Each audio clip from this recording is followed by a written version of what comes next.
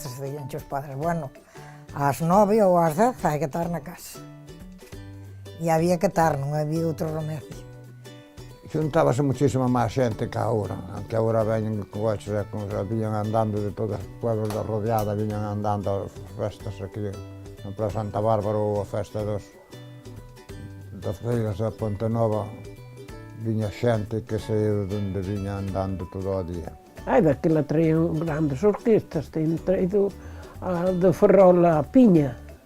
Cando era un músico cunha caixa e a gaita, pois había veces que podía vir ou non podía vir porque tiña moita demanda, estaba moi buscado eso.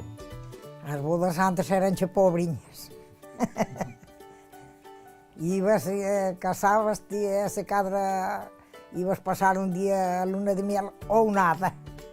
O que tiña medios iba a pasar a luna de miel cando era unha casa fuerte iba hasta Lugo e comían unha comida ali pois no Sevilla ou nunha fonda en Lugo. Aquí compraban ovos, compraban manteiga, compraban que sei eu, bueno, facían intercambios entre xente uns cos outros. Íbamos ao salón á Ponte Nova, aquí a Ponte Nova viñamos de Andaluz, andando, cos zapatos nunha bolsa e uns tenis vellos nos pés.